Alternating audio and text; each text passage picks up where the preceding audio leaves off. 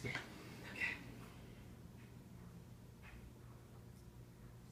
Can you describe the environment that you grew up in? Like, what was your neighborhood ethnically diverse? Were you poor, well off? How were your living conditions growing up? Well, it varied. Um, I would say that for the most of my childhood, it was reasonably ethnically diverse. Um, Although it was mostly Hispanic and Asian, there weren't tons of black families in our neighborhood. And I would say that we went from kind of regular middle class to lower middle class for a large portion of my growing up, and then later when my mom remarried, we went to significantly upper class, which I guess was nice. Yeah. What was your fondest memory of your childhood? Uh, Probably the years we spent in Tahoe. That was a great time. I loved the snow, and I loved the lake, and we fished and hiked and hunted and all that kind of stuff. It was lots of fun. Hmm. And did your mother like work outside the home, or did she work, or was she living at home, or? Yes, my mom worked early in her marriage with my father, and then once he became ill, she went back to work, and then she worked her way up at the phone company and became a pretty senior manager, and was one of the first women to hold a job that high at the phone company. So it was pretty. She was pretty impressive. And why did she have a job? Because at this time, with the war going on and whatnot, was it because of a war reason, or was she? Well, where we lived, at least in the time that we lived in Sacramento, um, there was a lot of the Aerojet was big, where they were building the rockets for the Apollo program, but they were also doing military research, and my dad was involved in some of that stuff. But a lot of the moms actually worked. A lot of them had different little jobs. With my mom, she needed a regular breadwinner job, and so we needed the money, and we needed to kind of dig out of a hole. So she got after it. Did you go to public school as a kid? Yes. And did you have to participate in the duck and cover drills and all the disaster drills that went on during this time? Yeah, we did, and in elementary school, I think it was every month. I think we did it every single month. Oh wow. They also did earthquake drills, but the other ones that was kind of the Red Scare stuff, where they really talked about the communists were coming, and most of our neighborhoods were full of vets because of the military area, and so they were all convinced that we were eventually going to have to fight Russia. And do you remember like any of the major events like during civil rights and like anything back at that time? Yeah, I definitely remember the civil rights stuff. A lot of my extended family's from Alabama, and I can remember my parents calling my aunt and uncle in Birmingham and asking them, what in the hell is going on down there? And then my relatives from Alabama all saying that it was kind of being blown up by the press and that it wasn't as big of a deal. But I can absolutely remember my parents, who were kind of involved in anti-war. Some kids in our neighborhood got killed in Vietnam, and our neighborhood went from hawk to dove in the space of about 3 weeks, to where all the families that had been Korean and World War II vets became anti-Vietnam War activists. And I can remember going on marches for both civil rights and anti-war stuff with my parents. Did you oppose the wars of the 60s and 70s?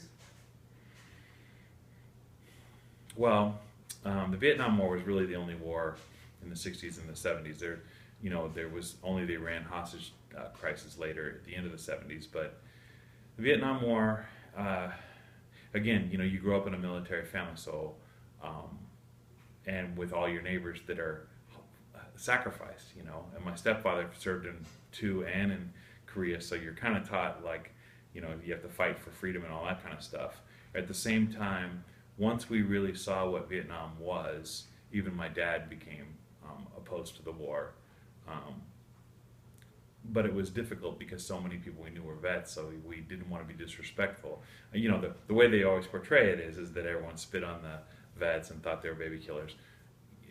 That was a small part of it, but most people were just, people just thought it was doing your job, Mm-hmm.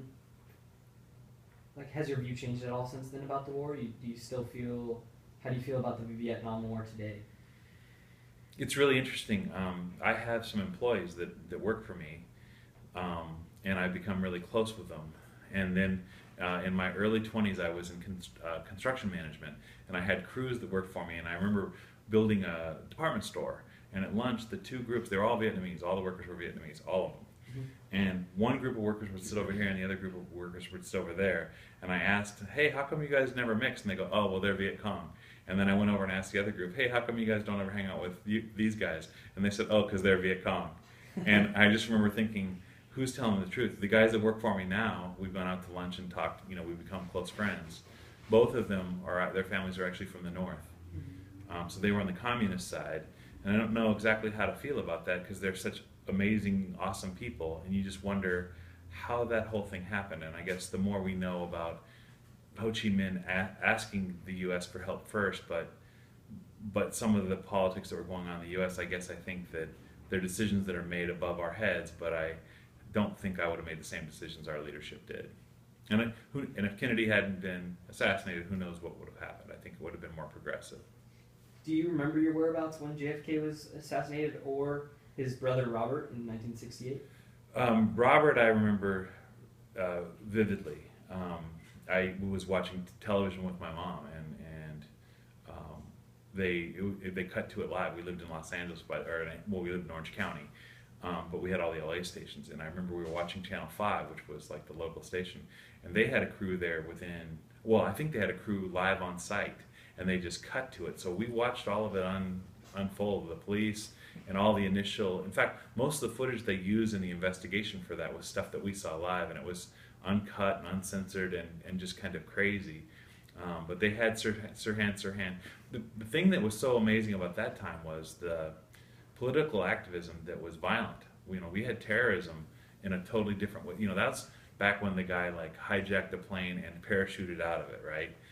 But they had the Symbionese Liberation Army. There were all these things going on during, from 68 to say 78. There was just complete chaos in the country as far as things that were going on. So there was always something happening. But I remember all those things really, really vividly. Yeah. And after that, the landing of the Americans on the moon in 1969, what were your feelings when you watched it? I had written to a guy named H.W. Birnbaum at NASA, and he was the main designer, the main engineer on the Saturn V rocket, and I was interested in all that. And of course in school, everything switched to math and science, so my interests became math and science and rocketry and astronomy and things to do with space. You think that it's your idea, but then you look back and you realize people just led you down a path and you just followed it because it's what you do. So in the moon landing, my brother and I were at an Angel game, and when they landed, we thought that we didn't know when they were gonna walk or anything. So our assumption was they're gonna do what we would do, which is you land on the moon and you hop out and you walk around. We didn't realize there was gonna be a delay. So we were right in the middle of watching a pitcher throw a no-hitter, and it was a guy that lived in our neighborhood, and so we were like, "Wow, this is so awesome!" But then we were so upset about the whole thing, so excited about the moon landing, but so upset that these two historic things were going on. Of course. Different value, but anyway, so it was an amazing time, and I just remember just how proud everyone I knew. It seemed like the whole world was proud of that, and it was kind of I didn't think of that as a U.S. thing. I thought of that as a world thing. They showed people all over the world that it moved them. It was a big deal. Yeah. We haven't done it again. Yeah. And do you recall the United Farm Workers strikes in the 70s and 80s with the Steve Chavez movement? I do. There was quite, in Orange County back then, there actually were oranges, and even more than that, there were strawberries and lots of crops. My grandfather was also a truck farmer, and so, I had used a short hoe before, and I had done a lot of the tasks that the workers did, and in fact, all the kids in my family, that's what we did in the summers. We'd work for my grandfather, and we knew how hard that work was, and the idea of the conditions that those people were under. We were pretty sympathetic to what was going on. I think boycotts are hard on everybody because you don't really know who's right and who's wrong. Not on the issue, but on who's actually really making money. And since there were so many canneries in Anaheim at the time, we knew that there were all these middlemen, and we knew it was complicated. But fundamentally, we were pretty supportive of the movement because we wanted a fair wage for the work. Yeah. And what were your general feelings, do they stay the same when it comes to farm workers with their conditions today? Like, do you think they've improved enough, or do you think that they could be better? I, I can't claim to a ton of knowledge about it, but I live in an agricultural community, and my mom, your grandmother, is still a grower. She's an avocado grower, and you watch on the news, and the way it's portrayed is one thing, but then when you're on the ground, as far as like illegal aliens and all that kind of stuff, we developed a cooperative with the avocados, where we put in a really nice trailer, made it just like a regular house. It was a brand new trailer home. And Jose, the guy that we had taken care of it, we knew that most of the workers that they had working were probably illegal, but we couldn't get anyone to do the work. And Jose was basically our contractor for that kind of stuff. We followed the rules within the way the rules are written. When I see the workers here, and having served on jury duty with a bunch of the pickers, it seems to me like the prevailing wage seems okay. Like, you don't see the buses anymore with just the J. Johns in the back. You see like a million cars, and I kind of wonder if that's progress or not. But you see a million late model cars that people are somehow affording, and people are finding a place to live. And so I think it's better now than it was in the 60s. Yeah. Moving on from that, did you know anyone before 1980 who was openly gay or gay? Or before 1980? Yes, I did. Yeah, actually, I mean, there was the stigma attached to it, but yeah, actually, well, I mean, you mean as far as were they out then? Yeah. Yeah, my dad had a friend, Roger, who was an attorney. Roger was an interesting dude. He was an attorney and an accountant and kind of a wild man, and flamboyantly gay. And my mom and dad, my dad did a bunch of work for Roger, which another question for another time. But he did a bunch of work for Roger and helped him out, and Roger was absolutely hilarious. It was the flamboyant kind of Liberace gay person. And I remember asking, my parents when I was young, and I'm like, what's the scoop with Roger? And my dad goes, oh, he's queer. He's, he likes men. But it wasn't really that big of a deal. It just kind of we just kind of shrugged our shoulders. We didn't think too much about it. Is it weird to put yourself back in that time, thinking of how gay people were seen as to today, how things have changed? Ignorance allows for so much latitude in terms of behavior. And I remember there was a movie called Vanishing Point, and one scene in the movie Vanishing Point, I was a kid when I saw that movie, and they had a scene where there was a car that said just married, and it was these two guys, and they asked this guy to give them a ride. And when they get in the car, of course, the gay people who are overtly gay, and of course they're a caricature, right? They're flamboyant and hi Mary and all that kind of stuff, and they also turn out to be sadistic and crazy and evil, and the guy has to throw them out of the car. And it was kind of this weird thing where it didn't ring true for me when I saw the film, but I thought that's kind of the taste of the time, that we kind of make people into villains when we don't understand them, and we assume the worst about them, and we make these strange stereotypes, and somehow that makes us feel, on one hand it was cool that they even showed the part, but on the other hand it wasn't cool because that they made them into a caricature. So yeah, hopefully now we don't do that as much. But I was joking the other night with your mom that Laverne and Shirley was, those two girls were lesbians. Like I knew when I was watching that show that Linny and Squiggy were gay, and Laverne and Shirley, and that was a popular TV show. Or the Balky Guy later in the 80s. They had these shows where they had people who were gay, but they didn't say they were gay because people couldn't take it. But everyone enjoyed the characters because of that flavor that the gay part brought to them. If that makes any sense, I don't know. Yeah, that totally makes sense. Do you recall the 1980 presidential election between Jimmy Carter and Ronald Reagan? Vividly. And who did you support? Why did you support the candidate? Oh man. There was a third choice that year. There was a guy named John Anderson that ran. And I remember wanting to actually physically get ill, thinking about Jimmy Carter being president, and thinking that Ronald Reagan was about as possible a candidate as Donald Trump is now. Just like a joke. Just like Ronald Reagan, oh my gosh, he was a clown. And so thinking of Reagan as being a president was a bad idea. Carter was inept. I mean, they appeared to be completely out of their depth in the office. John Anderson was kind of a man of wood, so I was a disenfranchised young person who had no one to vote for. So it was a pretty miserable time to post your ballot. I can relate to that with the upcoming election. Yeah. What about what impact did the events of September 11th, 2001 have on you? Do you believe that event still has an impact on your life? It was interesting because that particular day, I'd gotten up early, which is not, nothing new. But I had a 7 o'clock in the morning meeting at this school where they're helping these kids that were like going to drop out of school and they needed special help.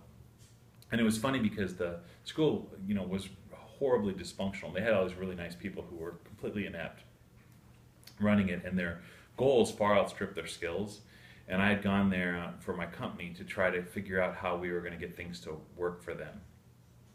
And I got there, and it was like 9 o'clock in the morning when it hit New York, and I got to this meeting at 7, so things were already rolling there. Things were already happening, and it was on the news. And so I went in and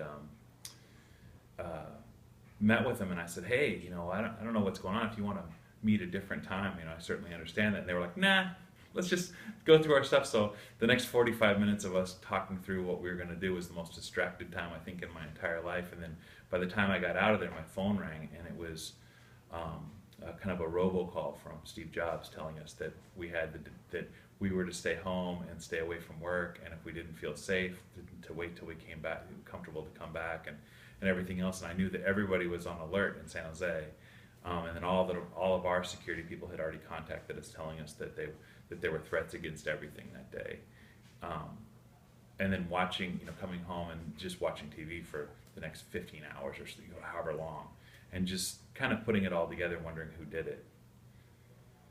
And just that they jumped to the assumption. I mean, they were right this time, but after the Tim McVeigh thing, it was just kind of like I just kind of wait to see what actually shakes out. I don't mind waiting for the investigation, but it was an interesting thing. I think it means more things to other people than it does to me, maybe. And I actually knew 2 people who were in one of the towers. They both got out, but I know them, and the loss that day is a horrible thing. But we'd bombed that building. They'd bombed that building before, so I don't know. It's not like as big a milestone for me as it is for other people. Yeah. No offense. Yeah. All right, well, that's it. We're good. Thank you. All right, you want me to send